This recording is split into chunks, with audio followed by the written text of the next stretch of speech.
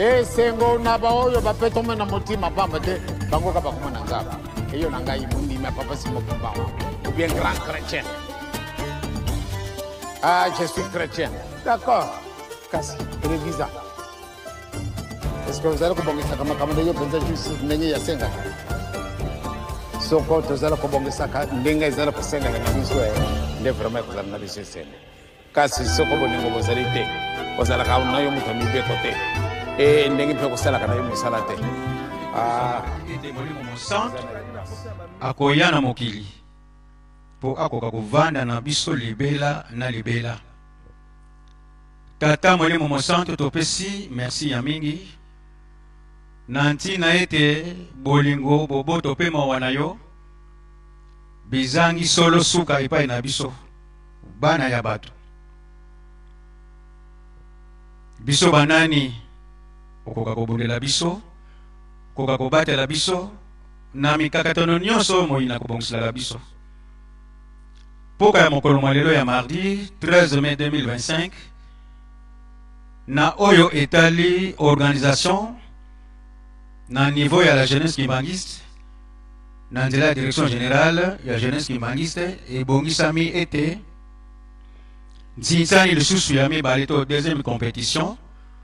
na ntina mosusu te ya kolandela misala ya nzanza bisadi botongi ya Yerusalemi mokumba oyo tata Fumambanza to nkolo na biso Yesu Kristo atikaki ete ngai nakei kasi botonga Yerusalemi ya sika po ete pasi na bino ekoka kosila na ntina wana tata molimo mosantu compétition à Liboso et les Kati dans le 22 avril 2025. Nde relancement ya misala si ebandaki. Na moi malelo kuna na restaurant déjà ba fenêtre zali kotiama pena plafond de la moko. Réflexionnement pe ya bandaku esi ebandaki na kobeta ba brique ba bloc ya ciment. Pona kotelemisa bandako misusu oyo ya sika pona mosala mwa kobeta ba ciment to ba brique ya ciment tokomi presque na ba 2800 quelque chose ya ba bloc ya brique pour que tokoka kosala pe ajoute ya bandako misusu na ntina wana tata molimo mosantu mokumba ya kotonga Yerusalemi ezali makasi tata molimo mosantu biso tolobi iyo atako ba vanze mare eko souffler biso tolobi tokotonga Yerusalemi nakati na Biblia tokotangaka na baoyo basalaki yo na bikekebeleki bazalaki bato na bozwi ndakisa ba Abraham presque makambo nyonso bazalaki na yango weya kota mibwele azalaki kota bilanga makambo nyonso bazalaki solo na bozwi tata molimo mosantu biso pe bana na yo na ekeko ya mini ya suka ya mitano ezali te tondimi iyo ya kotonga Yerusalemi ba oyo yo bosalaki na bango na bikekebileki bazalaki bato ya bozwi biso pe tata molimo mosantu okoki kokalelisa biso na esika wana te tokoka kozwa pe ya mingi te kasi yo obongiselaki biso deja sanjo na biso tozala na bozwi tokoka kobunda puti tokokisa likambo ya monene devoir ya makasi nkolo Yesu atikeli biso ya kotonga Yerusalemi papa dangenda ozalaki kolinga te moto aloba ete grâce ya moi phrase wana ozalaki kosepela ngo ata moke te kasi ozalaki kosepela mingi moto alobaki grâce à nous tata molimo mosantu salisa biso papa tondimi ya kotonga Yerusalemi tolobi iyo biso foto tonga Yerusalemi pamba te na se ya mokumba wana malgré ya makasi kasi bolamu na biso ebomami na se wana biso tomipesi meka na kotonga Yerusalemi banzoto ya bana nayo pe papa obongisa bana nayo mingi bazali kotungisama mingi na oyo etali maladi pasi ezali na kati na bandaku mpo na nini maladi ezali kotungisa bana na yo papa mobanda azali koloba ete kesaka nwana ngai mbotami oleko kuye maladi kuye kisalu papa salu bakele diatako bongisa poke bana na yo na mokili mobimba bakoka kozala na nzoto ikolongono na bozwi mpe ndenge tosengi tata molimo mosantu yokela biso mawa papa tozali kotinda yo te tozali kosenga pamba te ozali solution ya baproblème nyonso mokili mobimba tozali kolela na pasi me likambo likangami wapi ya koyeba kaka yo tata molimo mosantu nde pasi na biso kosila suka totie yo na esika na yo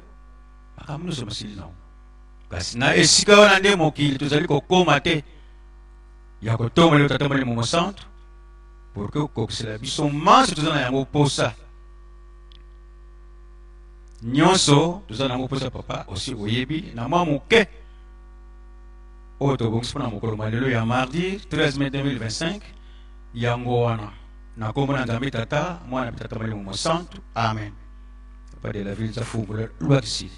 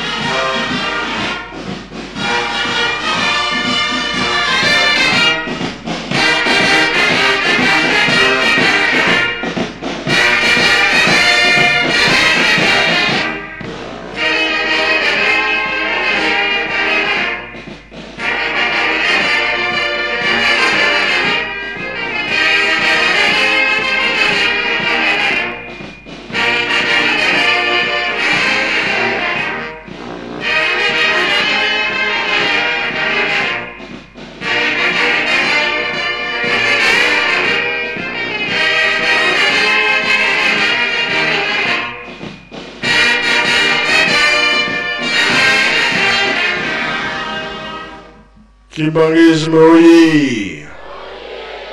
Kimbangisme oye! Kimbangisme oye!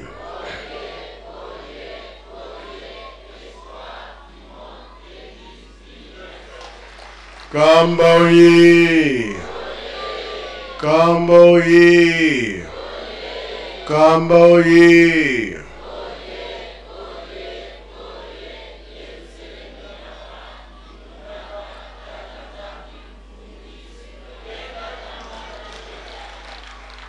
Bajen oye! Bajen oye! Bajen oye!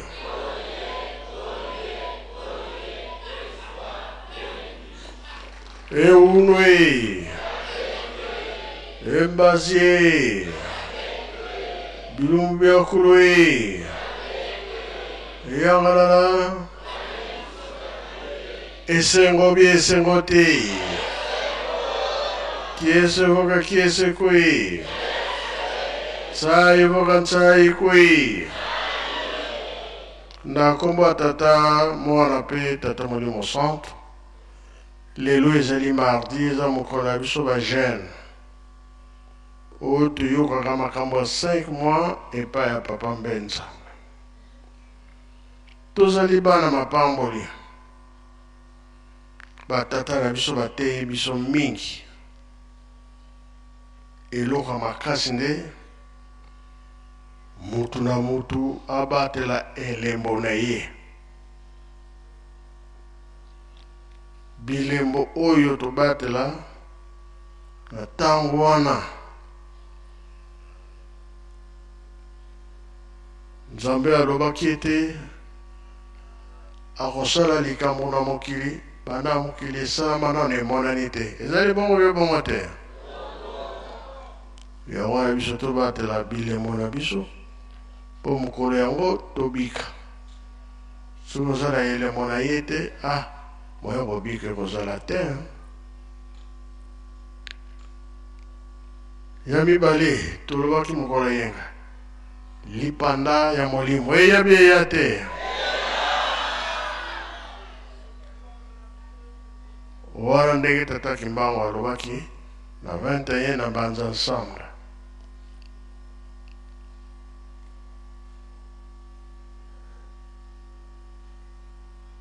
makambo nyonso alobaki na banza-nsanda eza kozela biso tala mokili ndenge elingani soki tokomi pembeni likambo ekatana banzembo ya mawa ekozala lisusu te pasi mpe ekozala lisusu te me elembo kaka tolandaki makambo mingi na mokolo ya yenga nakanisa bapapa elebe bakoya soki batikali na ndama makambo bakoyebisa biso mpo mokolo wana lere elekaki mingi tali mpe papa mbenza kozanga likambo te surtout ye témoin monene ya 5 mois papa kabemba papa elebe nga nalobi ka likambo ya tobatela elembo na biso tozala bilembo mpe tozala bilembo te tala nani ya yo moko soki ezike pante mpe eza juste soki ndenge nini ezaka juste eza ya kotenguma te eke mopanzi te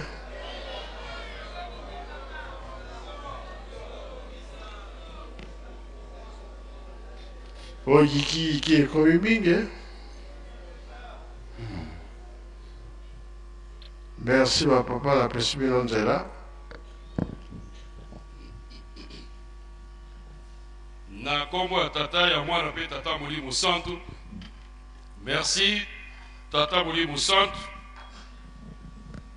mokonzi ya lingoba mokonzi ya bule okopesa biso maloba tolobelaki likolo mokolo mayenga na oyo opesaki biso toyebisaki ete na mokili ntango nyonso mpasi eyaka na mokili nzambe alukaka apesa solution kasi ntango akopesaka solution ezali na outil to instrument oyo autilisaka toye kokweya ete autilisaka toujours bato oyo bazali penza na valeur mingi te na kati na mokili pa batela mokili tozala bato ya makasi bato ya minene bato ya ndenge na ndenge na biso bato ya faible oyo tolukaka kobika to protection epai na yo nzambe yango wana topesaki rendez-vous eleka topesaki ete tozongela lelo na tila wana nde tozali kobandela na Amos chapitre 3 verset 7 balobi nzambe akosalaka likambo te soki ayebisi bato na mokili te profete na ye to motindami na ye solo nzambe akopesaka sango parceke nzambe azali bolingo kasi sango yango ntango eyaka na mokili banani bayambaka yango mpe basalelaka yango lolenge nini yango na todemontraki lobi na suka me tobandi na ebandeli lokola tata molimo santu alobaka te loba ya liboso lobi ya kala loba mpe ya sika tolobelaki na semaine okuna na 2 Rois chapitre 7 verset 1 kende kuna na suka oyo nzala monene ekweyaki na kati na mokili ya Samaria tokodotanga na bandako na 2 Rois chapitre 7 verset 1 kende ete balepre bato ya maladi ya mbala bango bazalaki na libanda ya mboka parce que bazali bato pamba na maladi na bango bakoki kozala esika bato bazali te kasi ntango nsango eyaki profete Elise ayebisi yango na mokonzi kasi mokonzi andimaki yango te azalaki na doute ya ye ezalaki na kati na motema mais garde corps na ye to officier d'ordonnance azalaki pene na ye amanifestaki yango na miso na bato abi ata nzambe afungoli maninisa likolo eloko nde ekosalama te ete saki ya loso ndakisa ebateka yango na 500 francs donc wana ata nzambe afungoli maninisa abimisi mutu azali koloba akondima yango te batata bamama nzambe soki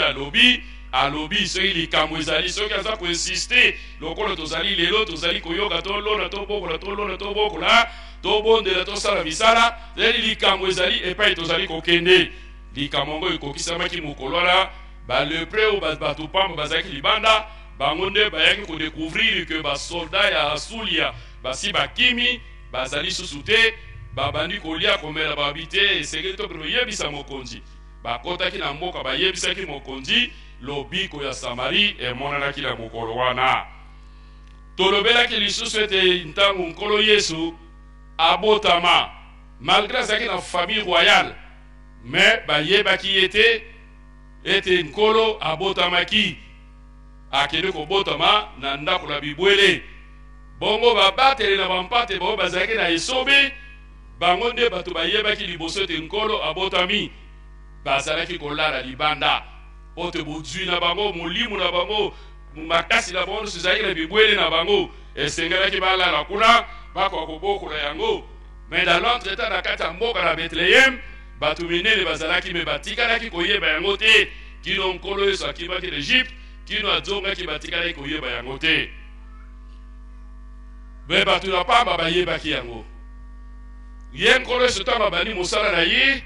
aponaki bapotre bato minene bazalaki na kati na mboka basadducéen bafarisien bascribe kasi azwaki bango te azwaki bapêcheur bapierre bajean bazalaki bapêcheur bato pamba balalaka na libanda na koloba mbisi bangungi bazali kosuwa bango ntango mpe bango bato baponamaki bapierre bayebisi Nathanael mutu monene ete to tomoni Mesia Nathanael azongiseli bango eloko nini ya malamu ekokobima na Nazareth est-ce que na Nazareth eloko mutu ekokobima nzokali nkolo Yesu azali mutu na Nazareth ye nde azali mobikisi lelo mokili mobimba bazali kolela ye nde toyaki kokita na lisapo oyo ya Matthieu dans chapitre 22 verset 1 à 10 mais totangelaki yango na Luc chapitre 14 verset 15 à 24 alors tolobelaki ete nani wana eza na biteli mibale bato ya minene oyo bazangaki koyeba likambo yango oyo bazwaki invitation me baboyaki korépondre batata bamama ata biso bato tozali lelo awa tomekaka moke mpe bizaleli wana mike ezalaka kati na biso ntango ozwi invitation moninga atindeli yo sedi apesi yo considération apesi yo lokumu parce que ayebani na bato ebele me azwi kaka yo me yo na tour na yo okorépondre invitation wana te osali dépense moko te omoni mpasi moko te me ye anioki nzoto osali badépense mpo abenga yo esengeli opesa ye lokumu opesa ye considération mais ezaleli wana meme biso lelo tosala yango ebele moninga tindelo invitation osabote ezali malamu te bongo bango bato bazwaki invitation bapesaki baraison yango tolobeli lelo te na mosala na Nzambe raison ezalaka te la fois passée tolobelaki mpe na liyanga te na mosala na Nzambe baneutre bazalaka te soki ou bien ondimi ou bien oboyi donc na mosala na Nzambe soki opesi raison donc oboyi na yo ya solo bato minene baboyaki invitation ya mokonzi ngai nasali boye ngai nabali nake komeka bango me bizalelo wana tozala yango mpe mingi tozala na ezalelo na te na mosala na Nzambe topesa te na mosala na Nzambe engagement zoki tondimi esengeli tosala mosala na Nzambe mpo te mosala na Nzambe ekokokende liboso mpo te tobengango mosala na Nzambe me ezalaka nde lobiko na biso soki toke kolona toke kobokola biloko na euti ezongaka epai na biso biso moko toliaka yango biso moko tosalelaka yango esungaka kaka biso moko donc soki tokopesaka baraison te mpo na kati na mosala na Nzambe ete mibale elobaki na biso ete esengeli na biso tozalaka toujours prêt tolobaki yango na Matthieu 25 verset 13 ete mokolo Nzambe akoya toyebi mokolo te toyebi ngonga te sengeli biso tozalaka toujours prêt so likambo na Nzambe occasion emonani opportunité emonani na likambo na Nzambe il faut sauter premier il faut yamba yango il faut salela yango ndakisa ntango bato bakongoli balekaka ndako na biso esengeli tosepelaka parce que alongoli yo charge okokaki kosala yango te mais soki mokongoli aleki mpo na groupe na kombo na lingomba mpo na mosala esengeli koprofite na occasion wana mpo te mayema zo koyela biso liboso toyebi yango te ve batata na biso lelo mingi malgré tozwa baptême mais baptême na biso tosalelaka yango comme il se doit te baptême na biso tozwa yango c'est fini na koma mondimiki mangiste même carte ya 500 fois nafutaka te donc sur carte moki bondimi na ngai litomba na yango ezali nini mais balobi na biso te tolobaki kuna ke aba mokonzi akoti atali asepelaki abengaki bibosono abengaki bato bazalaki na ntina te bazwaki invitation te mais komei na kati ntango akoti amoni mutu moko azalaki na elamba ya molato ya lalita be akangaki abwakaki libanda apesaki etumbu makasi ntango nyonso ezala butu ezala moi ndenge bazotinda biso tobondela tosala misala tobatre mibeko ya nzambe tobatre mibeko ya lingomba ezali nde tozali kobongama mokolo na mokolo eya na moi eya na butu tokobanga na biso likambo moko te yango wana tobakisaki eke lokola toponami tosuka na koponama te me tosalama molende lokola apôtre Paul azoloba te tokende de progrès en progrès donc lelo nasali malamu lobi nabakisi lobi kuna nazali kokende me totelema place moko te toloba pasi na biso ezali nde lobiko ya mokili mobimba po soki moto amotelemi te mpona kosala sacrifice mokili ekobika te yango wana batata bamama tolobaki na 2 Corinthiens chapitre 8 verset tobale na verset 1 na verset 5 tokitaki na verset 20 ti na verset 21 kuna balakisaki biso pasi oyo ezalaki na mangomba ya Makedonia bazalaki solo na pasi bazalaki na kati ya batribulation lokola batata na biso babundaki tala tozwi reconnaissance na 1959 na 1960 toorganize lingomba na 66 totongi déjà temple tobandaki na eloko mosusu te totongi temple tala pauvreté tozali nango nayebi te na RDC mobimba mboka na biso mboka to lingomba oyo ezalaki na ezwaki indépendance mala moko na nsima mbula motoba batongi temple monene oyo tomonaka na matete donc engagement na biso lefai na nzambe donc toloba te ke do tozala na mpasi nzambe azoyeba te boye na boye donc tozali kozonga nsima mokili mobimba bataleli biso mokili mobimba batie biso miso nde tovandi lokola soki mbula ebeti biso tokotelema mbangu tokokoba kofungola bisipelo ya temple tokoti tovandi parce que totongaki yango tozali kosala kaka mpona nzambe te me tozali kosala mpona biso moko mpo te mokili mpe boyeba ke nzambe azali nzambe kati na bato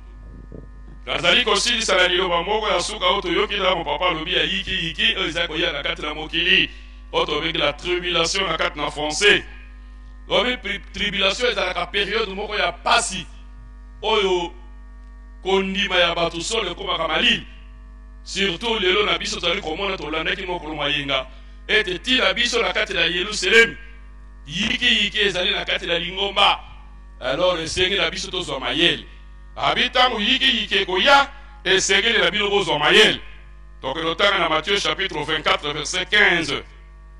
abi yiki soki ye esengeli kozwa mayele ezali to likambo ezali tobaki te botika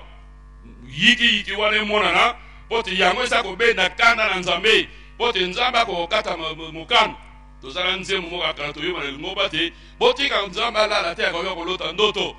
besele boningisaka ye po te maye azala ngo mposa kosala asala biso yango noki alors papa alobi te nzambe akosala likambo moko oyo nano esalama te ntango yango ekozala ntango ya pasi totanga yango na kati na mokanda na nzambe 2 Timothée chapitre 3 verset 1 toke kotanga mpe na Daniel chapitre 12 verset 4 ya solo bapesa biso rendez-vous ate na mikolo ekoya ntango ya mpasi ekozala na kati na mokili ekomonana aho bamimpasi wana soki emonani ekotikala komonana lisusu te na kati na mokili batata bokanisa ekozala ndenge nini totangi yango na Marc chapitre 13 verset 19 ete mpasi wana bokotika komona yango lisusu te ekozala mpasi moko akosakana te eza ya koyamba te alors mokolo wana ya détresse tozali kocontinue na botala mpe na Daniel chapitre 12 verset 1 Matthieu le chapitre 24 verset 21 à 22 Daniel 12 1 Matthieu 24 à 22 donc ezali ntango moko ya mpasi kasi na kati na ntango na mpasi wana nzambe akotika bayo ya ye te baoyo basalelaka ye bayo bakumisaka ye oyo babatelaka bolingo mpe komisala nzambe akotika bango te. Psaume 34 verset 8 toke na verset 20 tokotanga Matthieu chapitre 18 verset 10 na Actes des Apôtres chapitre 12 verset 14. Donc ese ya ona papa lobi to batela bilembo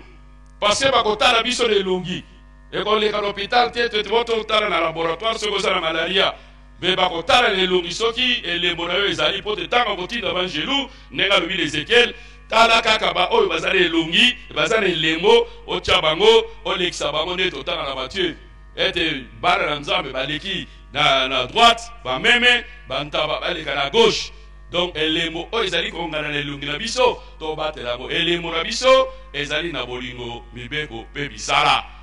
ngonga ezali goga to pesi baloba epa ya tata pasteur tata Molimo Santu na telebiwa.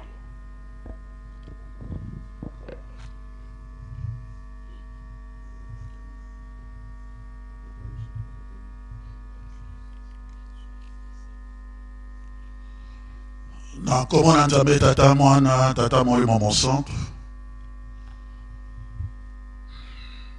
tata Molimo Santu papa Simon Kimango Kianani merci pour la lilobo pesi biso natina na elemo ezali mission mais elemo wana esengeli bakotala na elongi komo ya tata Kimbangu soko ekomami na elongi na yo kombo ya nkamba Yerusaleme na sika soki ekomami na elongi na yo enkombo ya nkolo na biso Yesu Kristo na boyei na ye ya mibale soki ekomami na elongi na yo ya mwana nde ezali na kati na Apocalypse chapitre 3 verset 12 makambo nyonso eza na kati ya Bible. Est-ce que kombo ya tata Kimbangu ezali na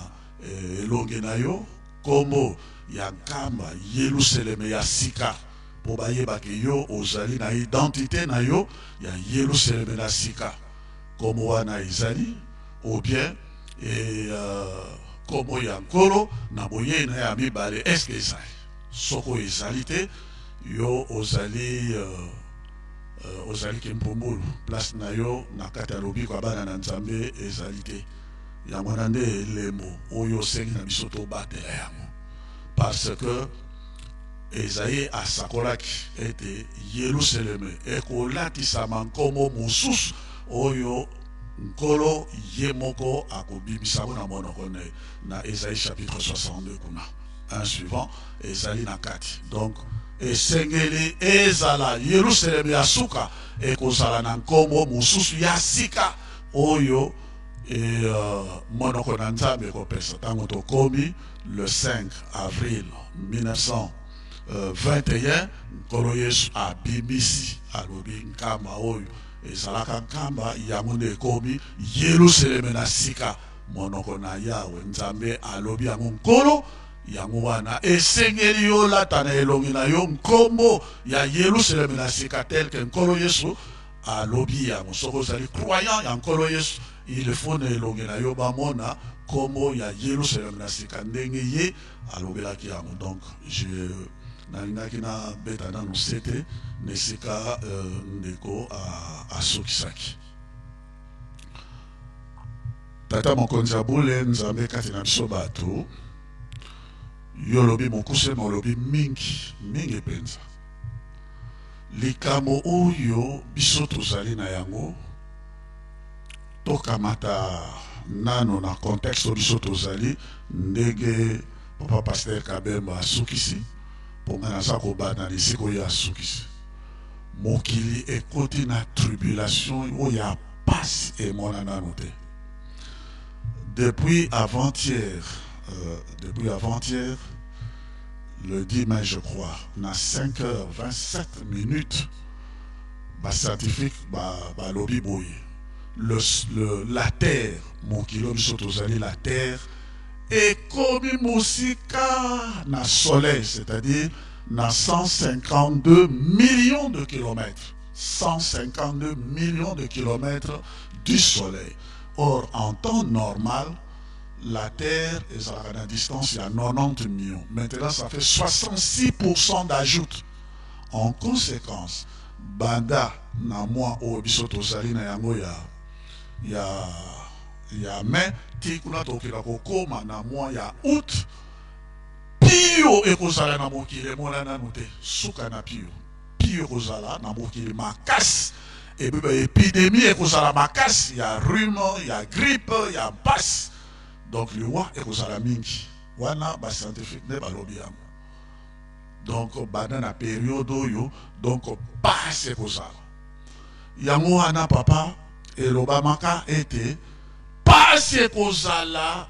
ya suka te na bapasi, mais pona bayenge bene nzambe akoyeisa bikolo yango mokuse. Yango wana papa soki bongo te moto pe akobika azali te. Yango wana kolona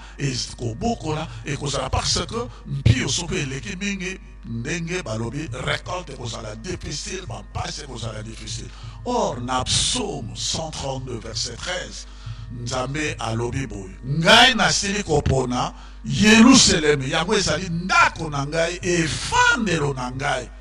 nde nakopesa biloko na kolia kuna na Yerusalemi, nakobimisa bilona ya makitoko mpe bafande na Yerusalemi bakolia bakumela. Psaume 132 verset 13 et suivant. Yango wana omoni na Yerusalemi na nkamba programme ya kolona mpe kobokola ezali elaka epesa belaka deja. Ya kala ba verset ezali ebele me nazwi kaka wana papa. Donc biso tozali mokili. Et maintenant soki otali ba budget ya guerre ya tous les pays occidentaux est monté en flèche. Boy baza kotanga na bakati actualité, États-Unis par exemple, ça fait 1000 milliards de dollars oya bakisi na effort de guerre. Kamata Chine, kamata ba moka wana nyonso tu ezala bitumba, bato bazali kaka na kobongama mpona bitumba, ezala bitumba, ezala nzala, ezala épidémie, ezala ba calamité naturelle. Tokoti na période oyo ya suka ya bapasi. Ndenge yango ekomama na mokana na nzambe. Et c'est comme ça yango biso toko. Bongo tokosala nini? Voilà, motuna nde yango wana. Tokosala ndenge nini? Yango wana yo polobi al bonsomi ya molimo eya. Et c'est vrai, opona kaka bato bazanga ntina bango nde bakoya ko à travers bango kolakisa makasi na yo nzambe. Parce que bituma wana ekoya kusila wana ekoya kusila Yerusalem nde mutu akopesa kimia à travers mabonde. Et mabonde yango yo ndo zali koyamba yango tata moyo mosantu. Eh bien mabondeli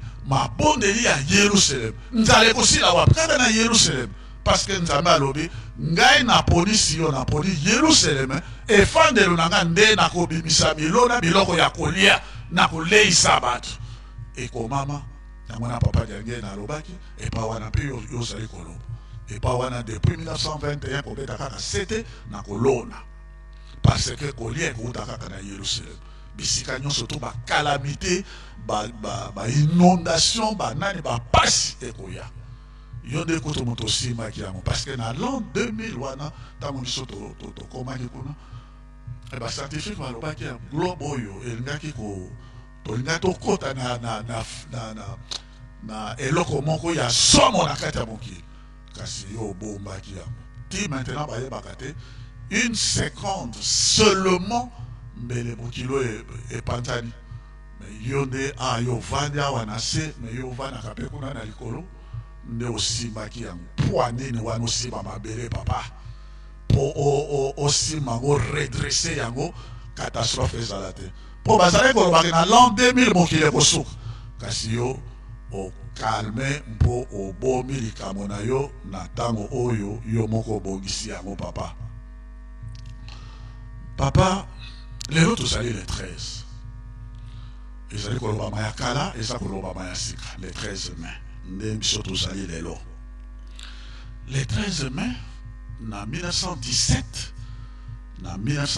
le 13 mai lelo ezali mokolo oyo mama Marie basalaka mibale te kaka moko oyo azalaka mpe oyo azali akela ki la Fatima, nde balobaka mingi le mystère de Fatima et tout, c'était le 13 mai 1917. Akela kolakisa na ba 3 bergers portugais, Lucie, François et l'autre là c'était Francisco. Dans ma keko yebisa bango que tala makamo makoya, pardon la sainte. Et puis tant ma yebisi bango batia kango makamo, ce sont des secrets. Et ça bango ba secrété. Et ça makamo maman Marie moi nzambe mtati nakiye akela ko yebisa parce que Portugal il y a monde traite négrier l'esclavagisme. Royaume basalaki découverte à royaume Congo et salaki de bango portugais. Angona ko yebisa makamo makoya. Konande et salaki le 13 mai donc aujourd'hui et puis le 13 juin et puis le 13 juillet dans salaki ko yebisa makamo. Likambo ezali na kati na mokili koyeba nzambe azali wapi, Yerusalem ezali wapi, nde mama ya likambo nde yango wana. Alors tango ya yebisi bango alobi nkolo asili kobotama parce que bientôt tozokota Noël. Nkolo asili kobotama na au nord de l'Angola. Mais boboma yango tikino tango ekokoka nde bokobimisa yango. Et ayebisaki mpe makambo ya Russie makambo ebele nyonso to ya sakolaki eza nango secrète parce que oyo akenda koyebisa yango mama na biso azali na biso donc makambo wana nyonso to biso toyeba ata balobi basecret non ya basecrète. Effectivement papa à part na 1917 wana à le 12 plutôt le 17 octobre mokili ezwaki bachangement boye ya nkolo Yesu na mbala ya mibale. Et puis à partir de 1917, Ben Gurion na banani bazif ba banani kozoka par petit groupe na Yerusalem ya kala. En ce moment-là, ezalaki yango so bazalaki exilé. Mais bazalaki kokota malembe à partir de 1917. Tétan to kokoma na 1948 ba proclamer indépendance na bango le 14 mai. Donc lobby ezali indépendance ya Israël. Talandege likambo ekoyaki. Et kaka na 1917 wana le 17 octobre ndezalaki la révolution communiste, le marxisme. Et puis en 1917 ezalaki peut entrer en mois d'avril ezalaki entrer ya Amérique na première guerre mondiale. En 1918 balancer bombe atomique na Nagasaki na Hiroshima, ne guerre wana ekosila na ya ba japonais 1918. Donc kolo asilaki koya ba oyo bazali na mayele bango nde bayebi makambo ete nkolo asilaki koya azali au nord de l'Angola azali na Yerusalem na sika bato bayebi yango kaka biso nde tozali kotia distraction pasi kaka nde yango wana. Et soko totali ndenge nkolo Yesu ye moko alobaki yango parce que makambo na biso nyonso yo moko alobaki botanga ya kango na kati na Bible. Alobaki yango ezali na Luc chapitre 21 verset 24. Alobaki na bazu bino bokokina na bombo na mabota nyonso ya mokili mobima kino le temps des nations ekokoka tango ya mabota ya mokili mobima. C'est en 1967 que Bayuda bakenaki na Jérusalem lesika oyo ekoma na bango kaka efero na bileli temple sekufa. Mur de lamentation, temple sekufa. Bazalaka lisusu na temple te. Or temple wana ekufa oyo ezalaki ya kala sekufa. Temple wana yango nde etongami na biso na nkamba ezalaka mibale te ezalaka kaka moko tikino mokolo malelo. Na tango papa nyangenda to dernier voyage to salaki na poto ye alobaki ete bazalaki kozela ye le 11 mai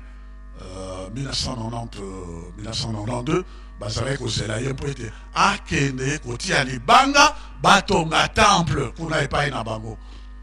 Mais papa na mois juin akei le 8 juillet akaboli molimo na nzoto bango balela kolela makasi bayebi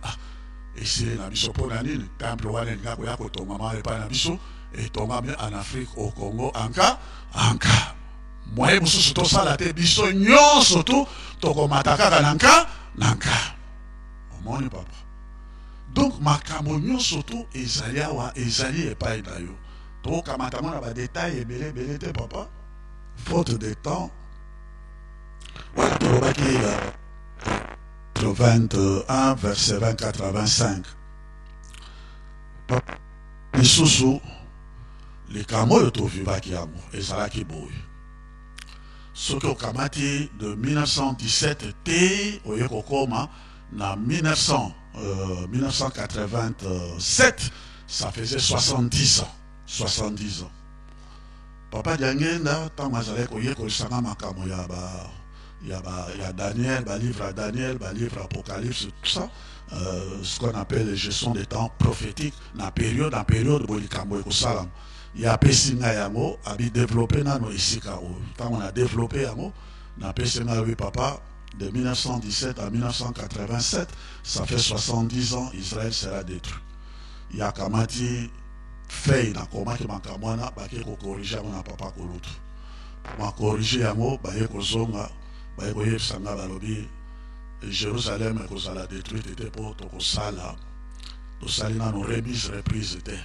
nzambe akobatela bango te kino tokokata mokano comme ça likambo eye epai na biso définitivement yango na basekre wana ntango na balanaka baémission mingi ntango nalinga kobimisa yango ayobi te kobimisa yango te et c'était comme ça. Guerre ya bagolf, guerre oyo ezalaki kuna ntango tokomi na 1917 ou 1987 kuna mpe ex-URSS oyo ezalaki makambo ya Fatima. Ex-URSS akokisi mpe 70 ans ale perestroika mokili yike bali koninga na makasi biso atokomaki na baconférence souveraine baconférence mokili ekoba 4 ans après Gorbatchev a démissionné en 1991 et puis c'était la fin de l'ex-URSS.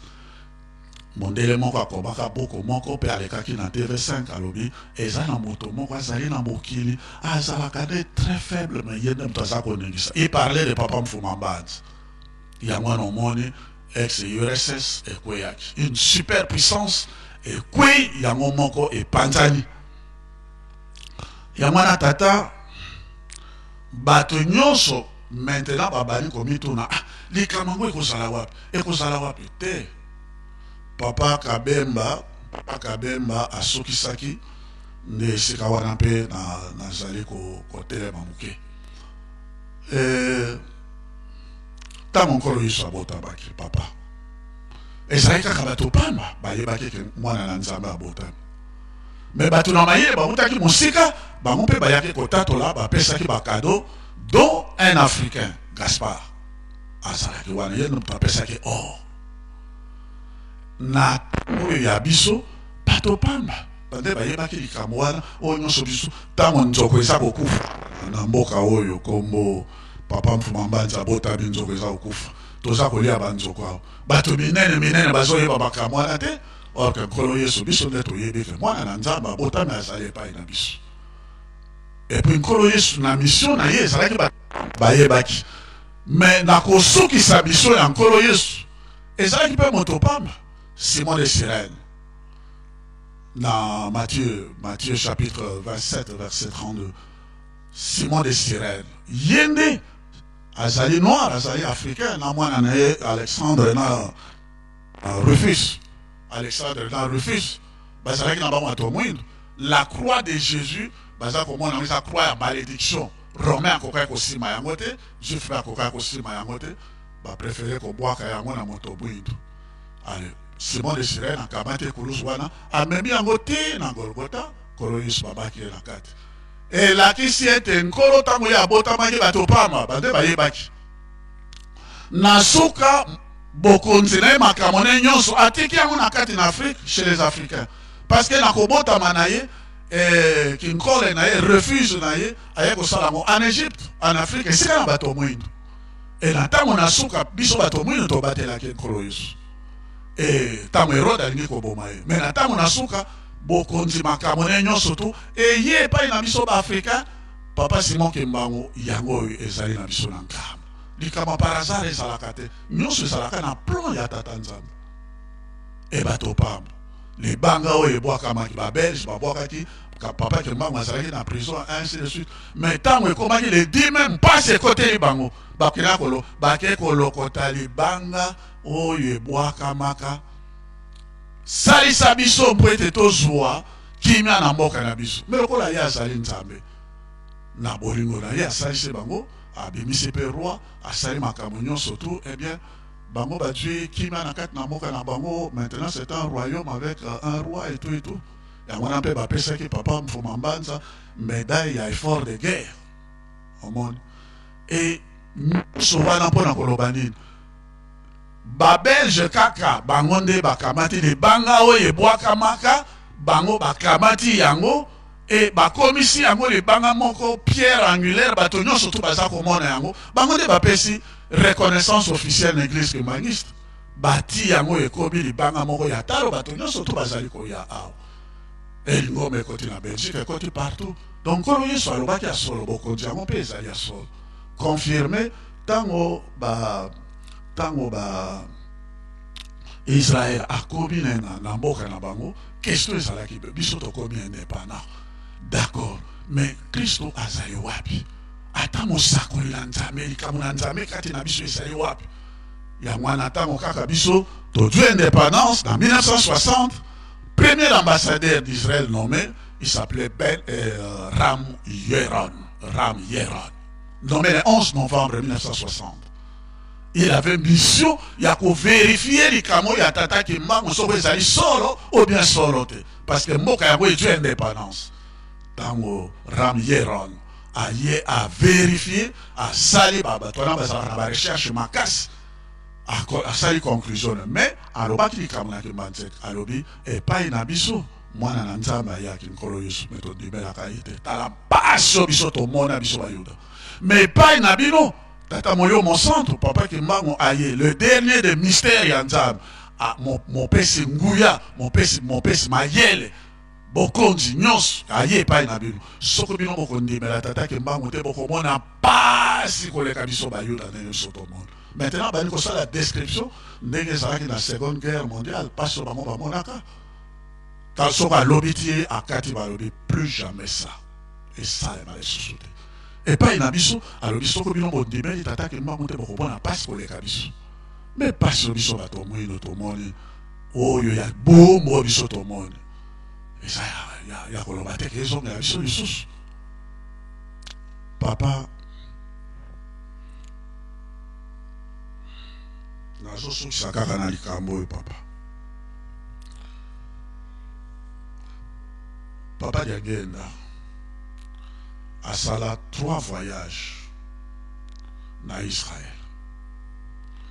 oyo ezali ya mama likambo ezali kozela nde voyage na yo papa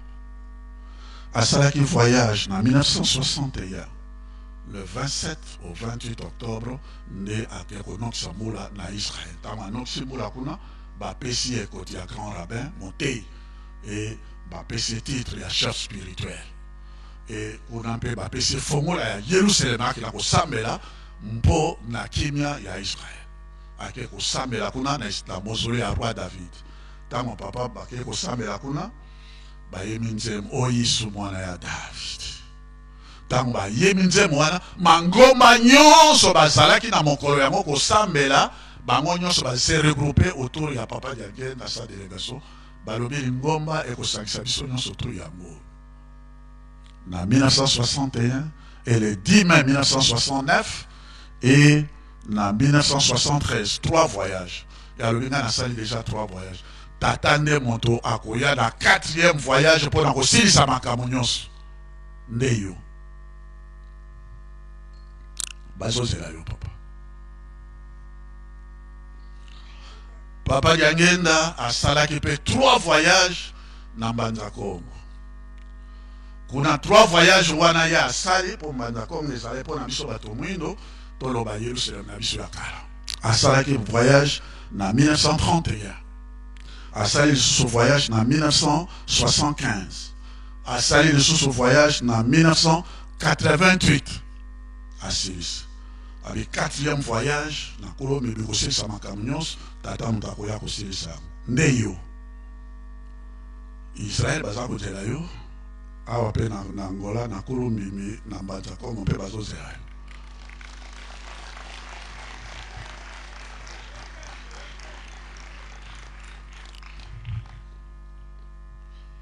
nasilisi papa po balobaka nga nalobaka mingi nasilisi bo.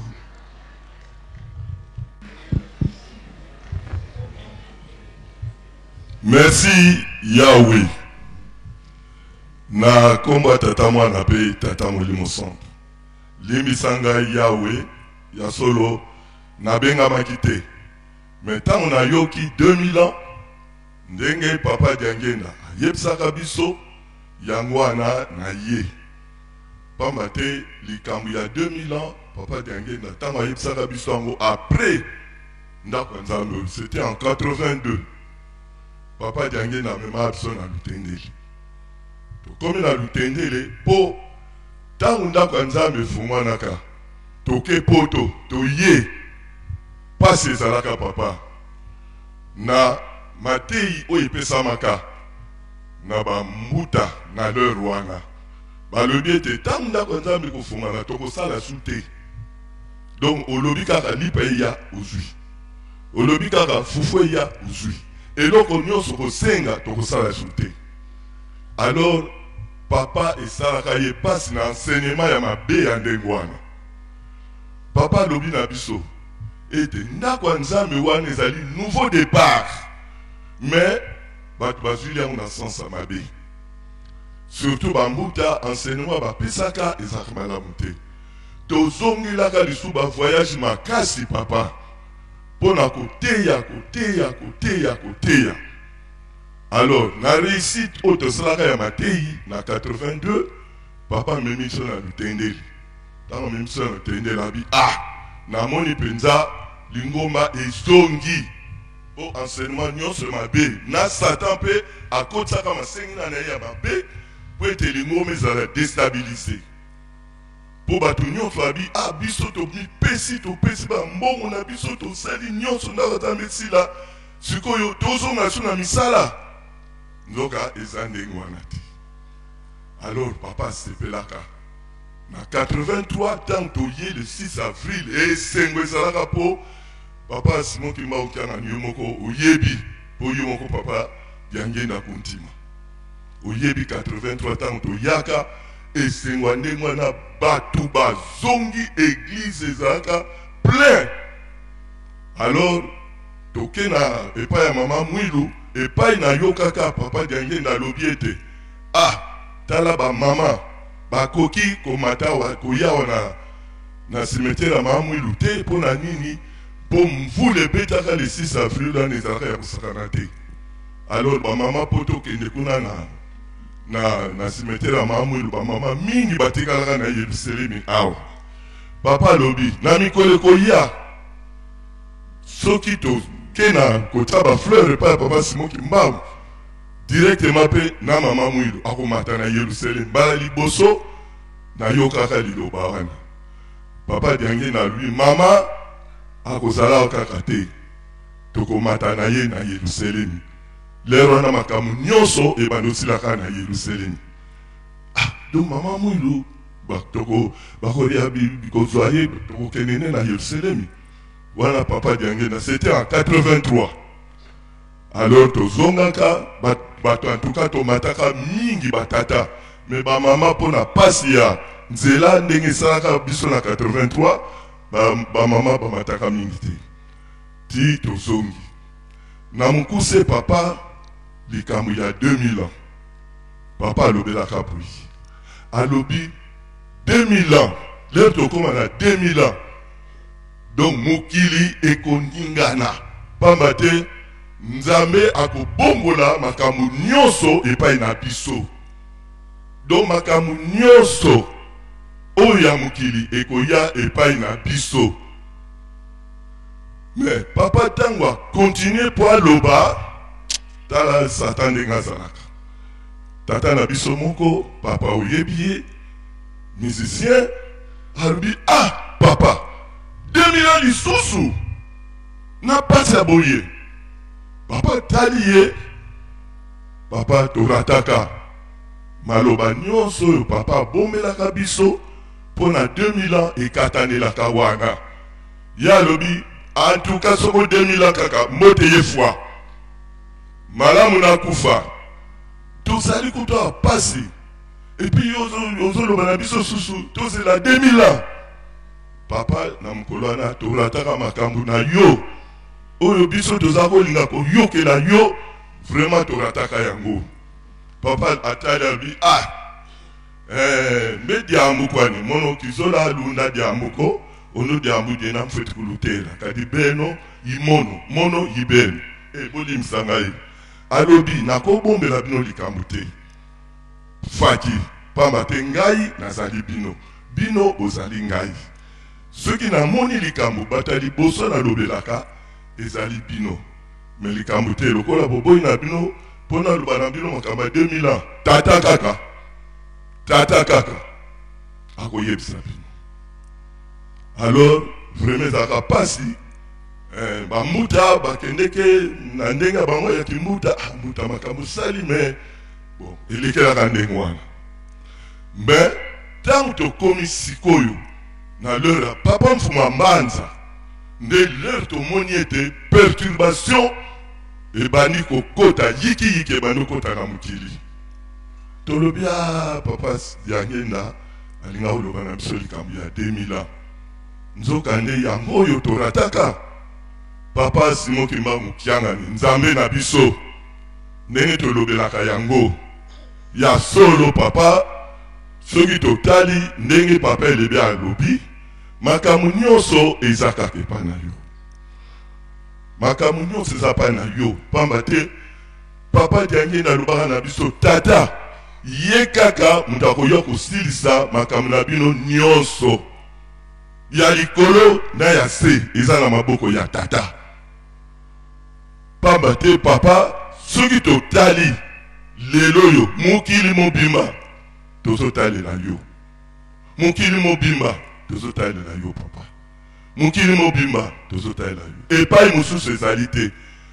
mokolo mosusu na ntongo yo moko olobaki minda nyonso ya mokili mobimba ese ekufi mwinda ya Yerusalem tozalaka ondire tozalaka attentif te mwinda ya Yerusalem kaka mutetikali liloba wana ezalaki yo moko tata simoki mbangu kiangani moto olobaka yango mwinda moko kaka etikali oyo eza kopela ezali ya Yerusalem bapasteur moko bayaka awa na ntongo ntango bimi pasteur wana atali biso ntango tozobeta amoni lipata ebimi na beklerage ya ndenge mosusu bapasteur bayaka na biso ye moko atali lipata oyo ebimi bwe ndenge nini ti tokena lipata na biso na éclairage na yo wana ya molimo tokoti nango na ndako ya nzambe ye alandi mbango ayaki mpo akota susu na éclairage biso tokota nango na ye korale ya Yerusalem na faki aye mpo akota akoki te azongi ntango tokoti ndako ya nzambe ntango abimi na ndako ya nzambe aye mbango atala soki lipata yango ekobima lisusu amoni te alobi Dieu est ici ye moko azwaka confirmation yango na papa vraiment nayeka kobeta sete mpo na likambo ya 2000 ans pamba te na 2000 ans perturbation ya mokili mobimba nde yo ozwi liboso ozwi makambo na yo nyonso oye nango na Yerusalem yango na papa nakonoka lokola mvula te nazalaki na makambo ya voyage ya papa simoki mbangu po place moko elobamaki te lero wana papa simoki mbangu bakomaka na lowa moto akonfirmaki ngai likamani ezali papa pasteur André nani ye ya mamaleni natai kombo na eponga na bosa na bakomo ye papa pasteur Bikuma papa pasteur Bikuma mutayebisa nga témoignage oyo po ye asalaka 40 ans kuna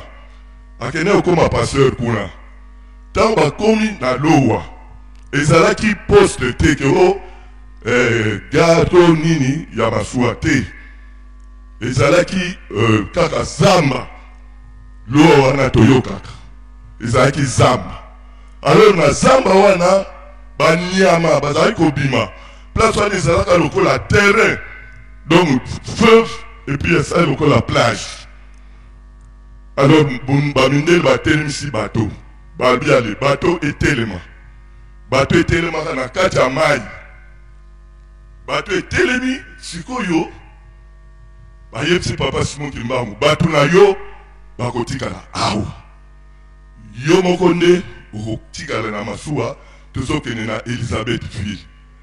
Papa Simon Kimbangu atali bato nkango ndenge ezalaki bato etelemi na kati ya mai me bato oyo bakotambola ndenge nini na mai oyo pamba te zelo bato mwaye koma na pembeni ya mai wana ezalaki te.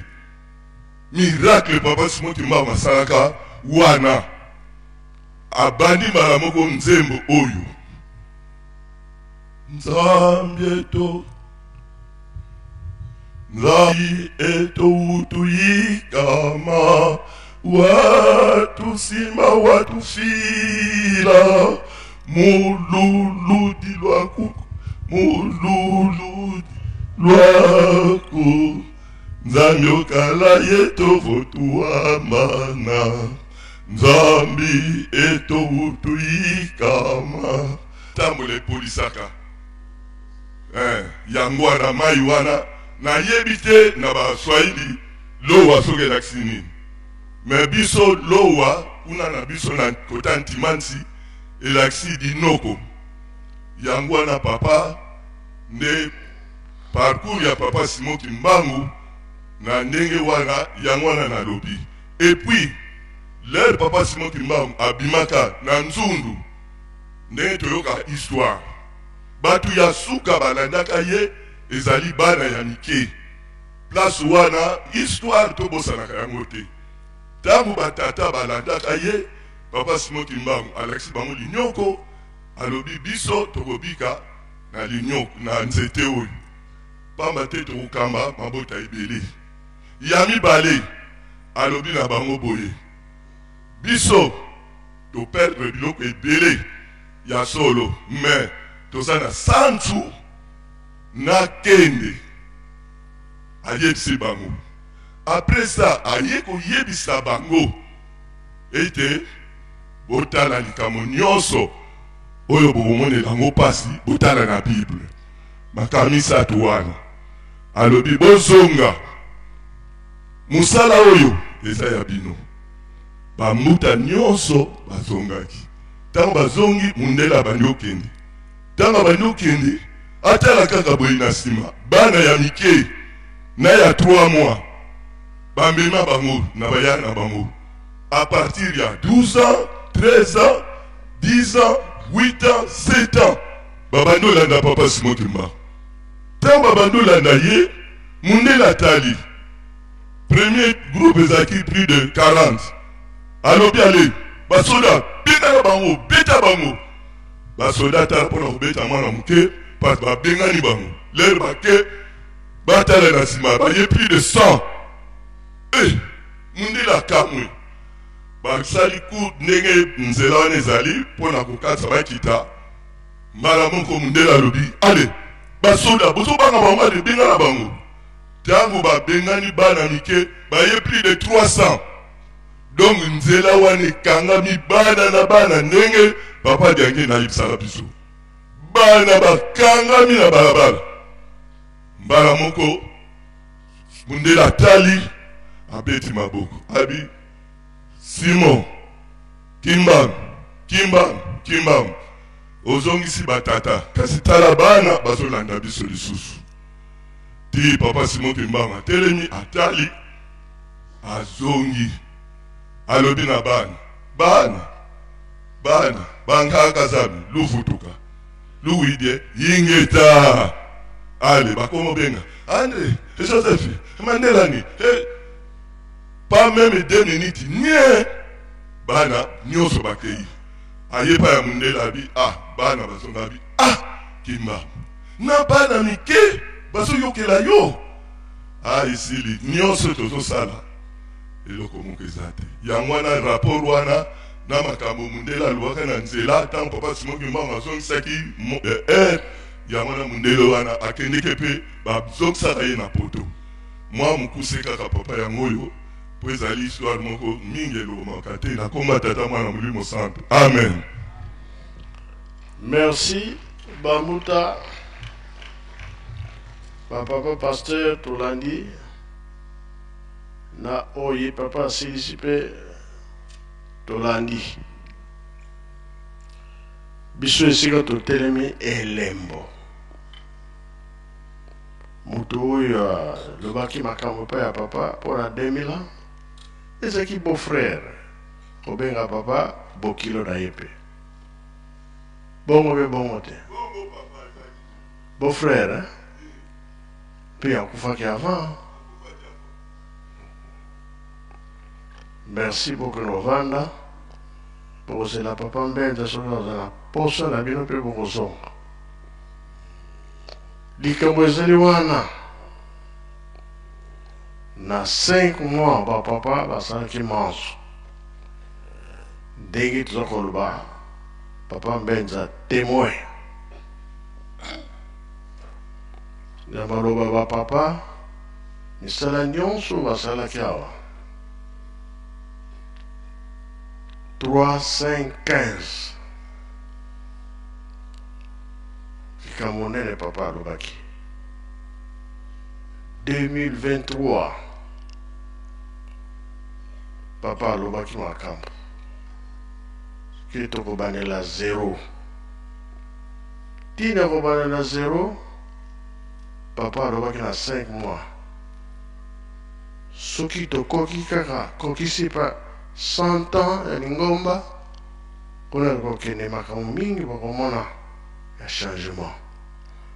bongo bie bongo te parce que kokende ya papa na papa mbanza ya suka yiki ekoti na lingomba ti sikoyo meno makasi nzambe abateli tokokisaki 100 ans yango tolobi batela elembo na yo ekoyaka te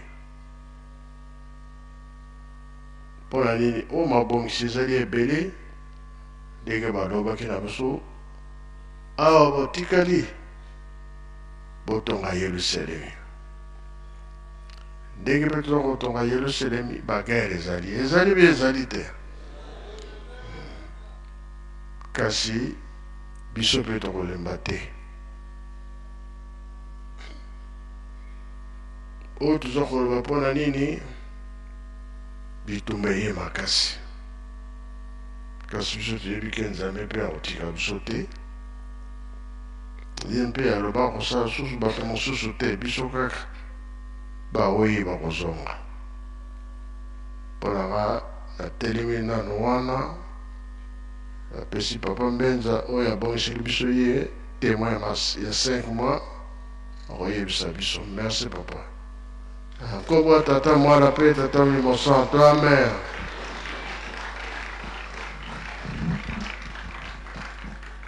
Merci papa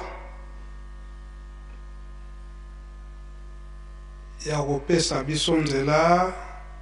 ya kolanda lisusu makambo oyo elekaka na 5 mois tokolobelaka yango ntango nyonso papa mfumu ndongo papa diangenda kontima na 5 mois na alobaki ete biso nyonso ndenge tozalaka na période wana donc à partir le 24 décembre 1988 kino à 1989 ndenge bayaki kobima na fin mai pamba te esengelaki bafete nanu fete ya naissance ya papa mfumu mbanza le 25 mai na nsima nde programme esalamaki ya kobima na ntina na vote ye moko papa diangenda alobaki ete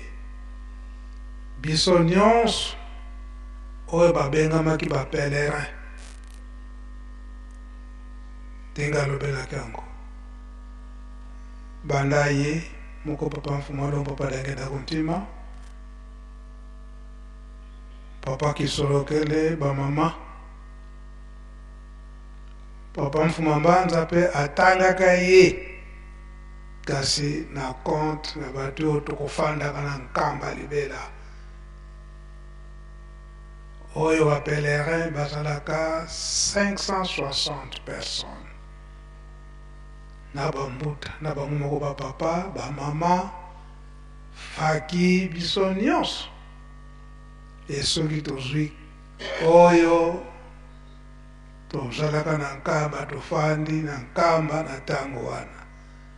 na kinzungidila ya Yerusalemi. Donc biso nyonso tobengamaka ba témoin ya kolanda makambo oyo bapapa balobaki ndenge bakalobaka na Kikongo nkiakangu tokengi likambo nini oyo tokangi na sanza mitano oyo tofandi awo. Donc koloba ete manso matei malekaka donc ezalaka prévention. Donc makambo nyonso wana balobaka oyo ya mabe na ya malamu me ya mabe oyo koyela biso elekaki mingi ya mabe oyo bapapa basakolaka na ntango wana na 5 mois elekaki mingi to eleki mingi.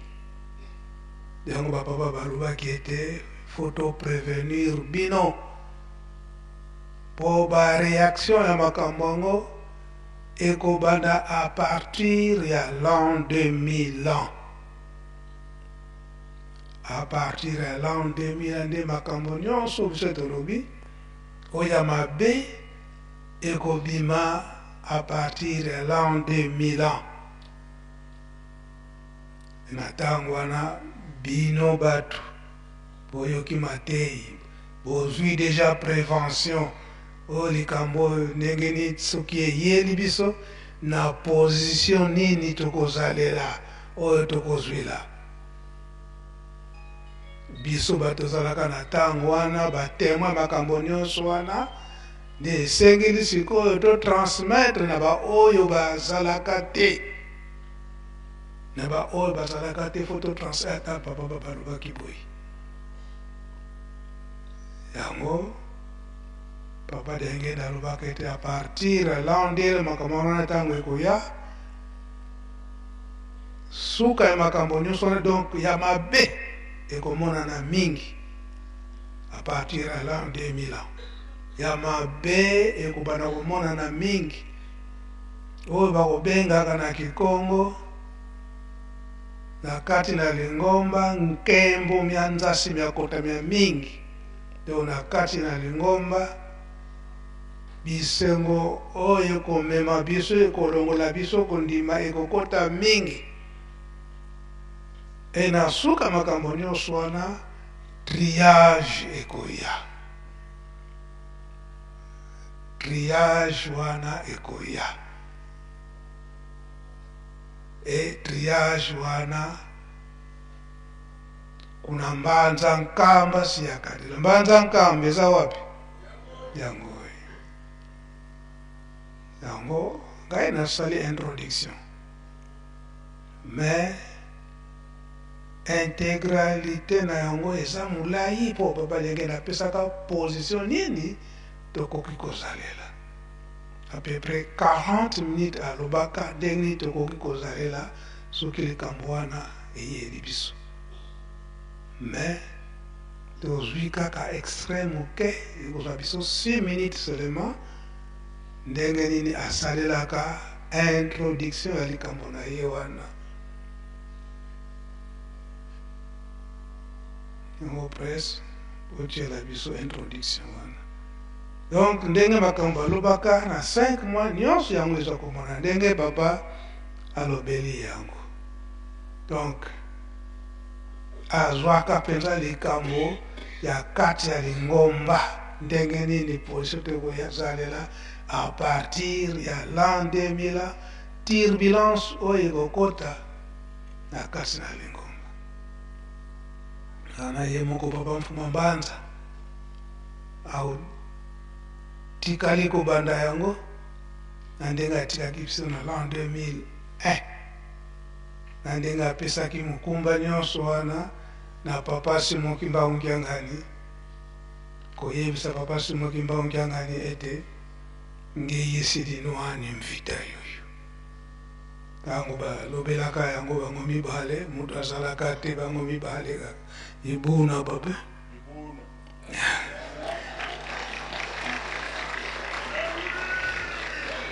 ngeye sidinwani mvita yoyo toke press ukumye tata mwana mpe elimu santo oyo tozali yango ezali kaka bobandeli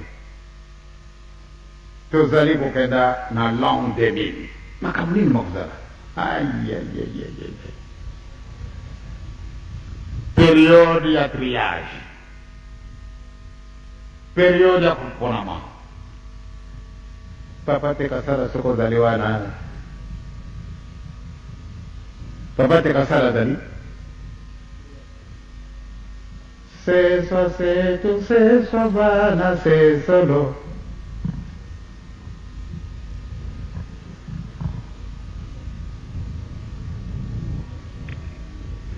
ezali lokola ndoto nzembo ya kala bamise boyibi yango malamu nzembo ya kala tokoyeba bango lisusu te emingi mpe ondire tosi tomusani yango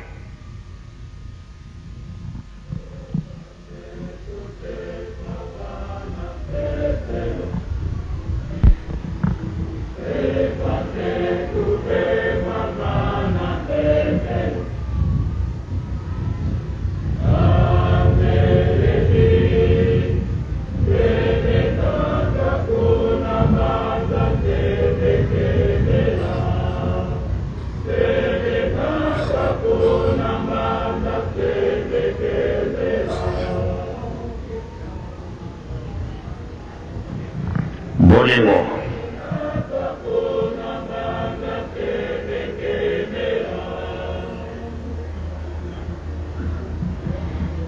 mibeko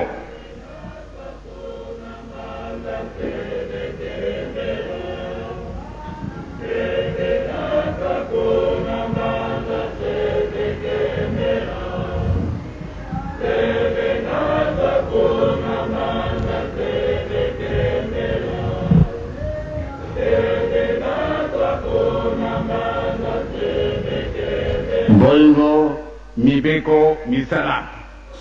makambo maluba makana yango banda kala kasi bele tango tuzali kopesa confirmation bolingo mibeko misala makambo asi baloba makabanda kala mempa nini tozala kokutila bele tango oyo likambo na likambo ezalaka na tango yango mempa nini tozala kokutila bele tango oyo likambo na likambo ezalaka na tango yango ya solo tata na mama ya ligololo mwana na bango miso munene kasi bazalaki komitala te ne bango mibali lisusu miso na bango ezalaki kaka ndenge moko na mwana kasi bakendaki na nganga tokoluka banganga ndenge na ndenge oyo mpenza kozala arbitre aya arbitre biso elikambo evandino na nkata oza kulukata sika koluka nganga kimbanisi oye c'est-à-dire ndenge bakolobaka na biso kokufa misu ezali vraiment mawa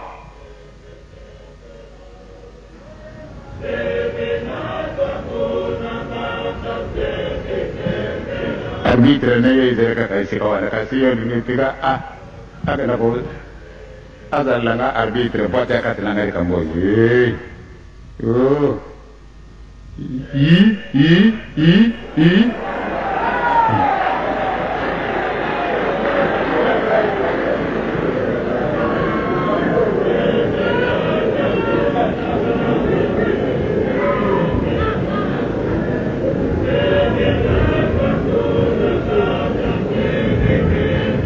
Merci, c'est le moment.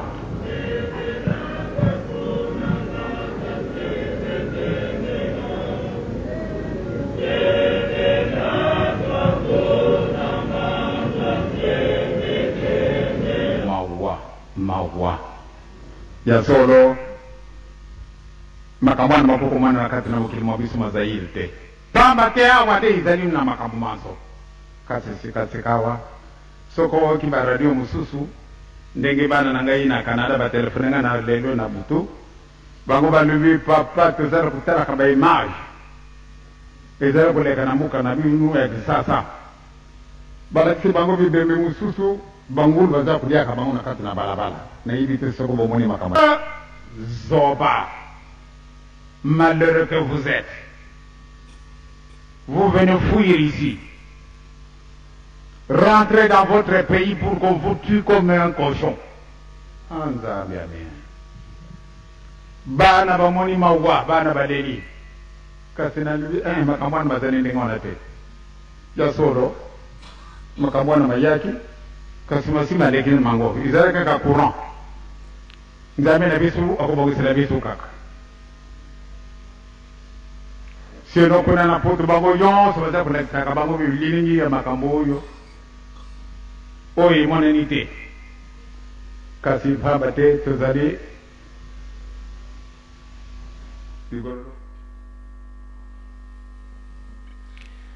ndenge nalobeli yango introduction yango wana papa liangenda apesaki intégralité nango eza plus de 40 minutes kolakisa biso ndenge nini tokoki kozalela à partir ya l'an 2000 ndenge turbulence ekokota na mokili mobimba et surtout na mboka na biso ndenge ye moko papa liangenda alobeli yango et surtout biso bakimbangiste oyo tobengami bakimbangiste ke likambo ezali na se ya makolo na biso kasi tozokende kolukila kinya na bisika mosusu donc tozala na bososoli esika wana yango nalobaki ete na l'an 2000 à partir ya l'an 2000 ntango papa Mfuma Mbanza bandi misala na ye botongi Yerusalemi yango eyaki komonana ete na mois de janvier l'an 2001 kuna na nkendolo sali swini ya démarrage ya kotonga bandako mpona koyambela bapaya ayebisi papa Simoki Mbangokiangani musala na yo yango oyo okontinue yango na mokolo wana oyo tozalaka kuna na nkendolo na debi ya batravaux kobeta babrike na se ya mvula kobeta babrike ezo kobetama kofinika yango basashe mvula makasi ntango eye papa Mfuma Mbanza tokima mvula ye alobi tokozala kaka awa oyo tozalaka na ntango wana toyebi malamu kuna na nkendolo na papa Simoki Mbangokiangani na pembeni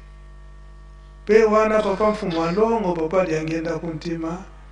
si ayebisaka yango banda 1988 na mobembo ne ya suka kuna na Mbanza Kongo ntango akendaki kokonfirme likambo na ye ya kulumbimbi biso tokotalaka ba archive ndenge nini makambo ekokendeleke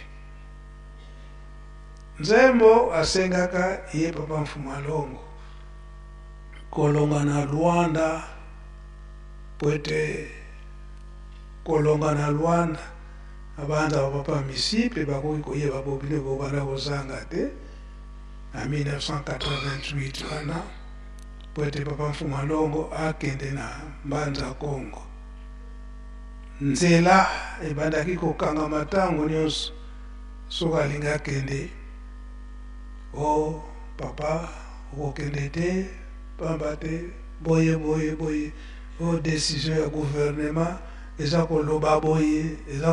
boye nde ta mwana nzela efongwami ayembisi nzembo papa lyangenda nsilwa nzambi ukansila yatela masa salu yango nzambi yango papa simokimba nkyanga nipe tango abandi musala ayembisi nzembo nini yango watu wa presse botala archive na mubembo ya suka ya papa Mfumwalongo papa dangenda kontima na Mbanza Kongo ndenge papa Ileba lobeli yango na 1988 ete silwa nzambi ayembisaki nzembo wana yango papa Simokimba Nkyangani à l'an 2001 wana le 12 octobre ebandeli apesi nzembo silwa nzambi kino lelo yango za kuyembama eza boye te wana bilaka ekokani te ekokani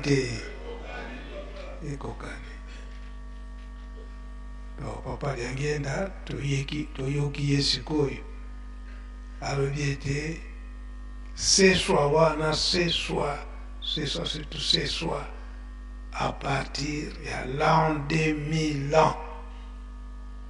wana na bonzoto papa kisolokele na yemoko papa lyangenda baza lisusu te mais si amilobelaki yango avant yango bana ya tata Simon Kimbangu tozala bana ya bososoli papa Saidi po azate nzembo wana de yimta ibyango mingi na lingana mais papa Misible pe ko koyeba yango kazi ozoko onutu koyemba te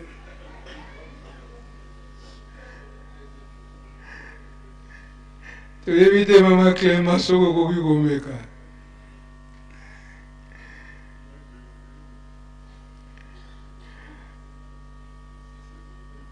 seswa setu seswa vana seselo kikongo oyo tango papa etoko peut-être nga komeka oui papa saisai ayete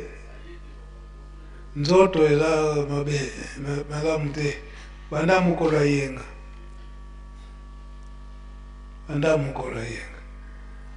oui mama Clément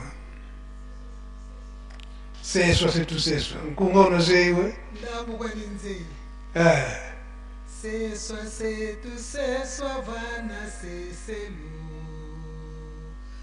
vevwa setu vevwa vana velu kwa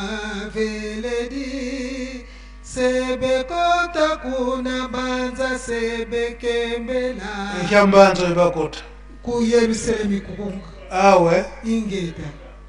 sebekota kuna Mbanza sebekembela sebekota kuna Mbanza sebekembela fotuto mazulana sebenatwa kuna Mbanza sebekembela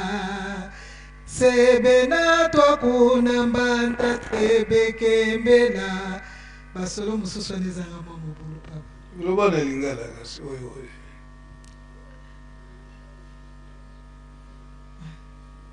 na yebi na lingala mwa muke papa okele kosoko oyoki muke yakakasi po grand bandundu na Congo Central Congo ekaka yango moko wana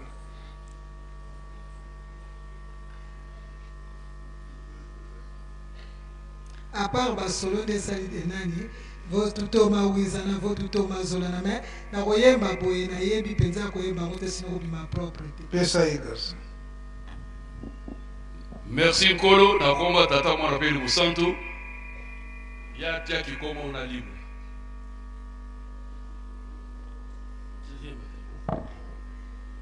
Seswa setu seswa vana seselu bakuyungula biso na kiyungulu na likola kiyungulu donc bakuyungula biso kiyungulu to bitami kiyungulu de bakuyungula biso Vivo se tu vivo vana vivolo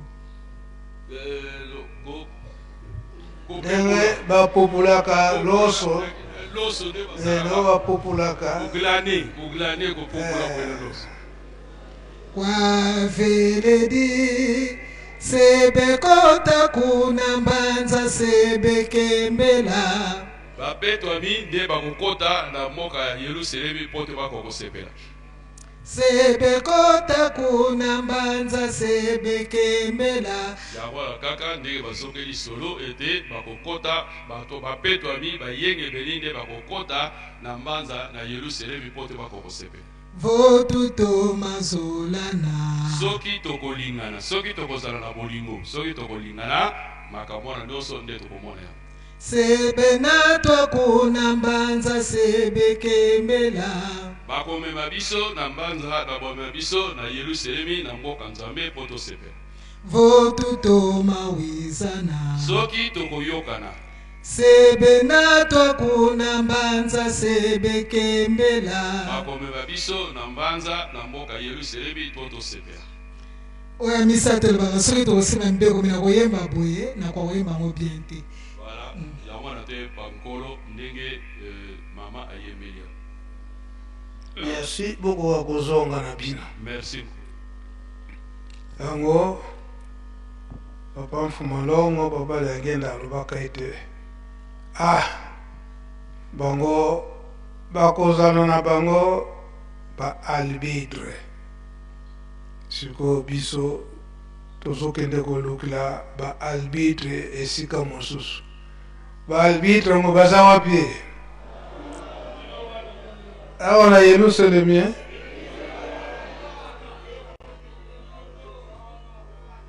nga nayebika moto moko papa simuki bamukyangani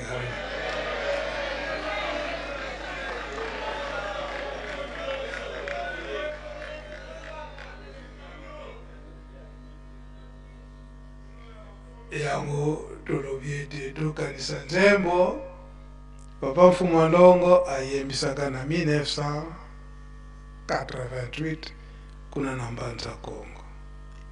silwa Nzambe papa mfumu ndongo papa simukimba unkyangani aye kuzongisa yango na l'an 2001 ke silwa Nzambe sikoyo etikali susi ya ye moko teme ya biso nyonso esika wana tososola ngai nasukisi nanga wana mpona mokolo na lelo nasilisi boye kombo tata mwana mpe tata molimo osala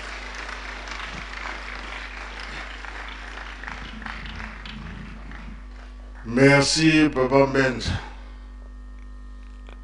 Merci tolani makambo ya papa elembo place totelemeli yango wana biso nyonso tosambelaka tata tobondelaka mpona tata Nzambe bamosusu bakoloba na kombo ya tata amen bamosusu bakoloba kombo ya mwana amen me biso tolobaka tata mwana mpe tata molimo santo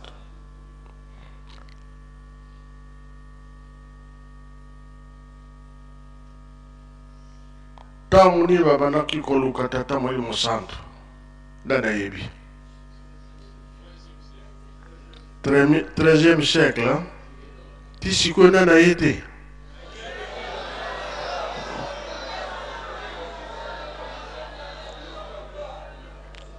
kasi mpo nayeba mosusu na kombo ya tata esili kombo ya tata molimo tata mwana esili tata molimo santo nano aye te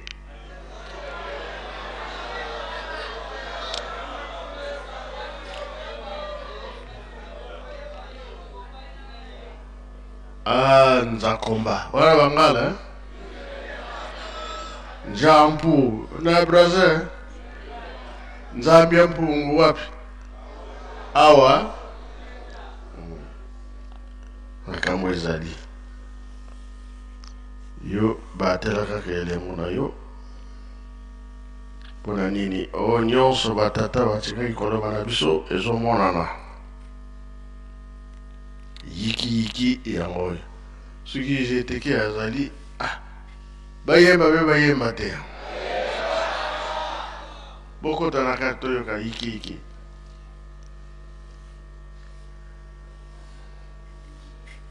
kasi bapapa balobaki ete 100 ans soki ekoki kaka na lingomba tokomona makambo ekoyela biso kasi bato mpe bazoderange kaka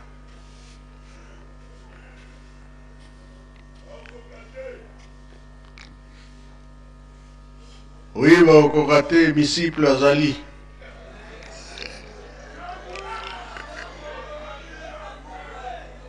mbinga mobali ye wana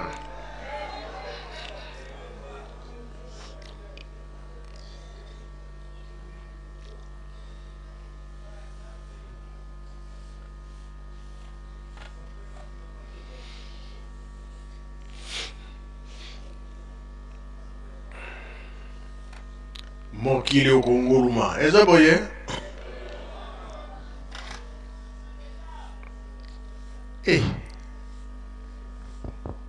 soki engurumi biso nyonso tobungi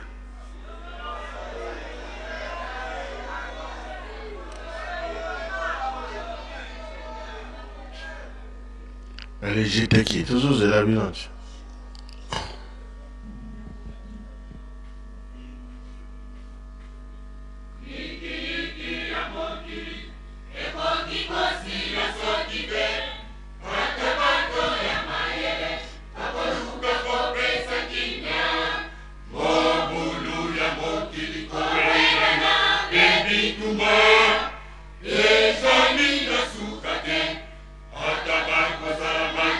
Mingi puede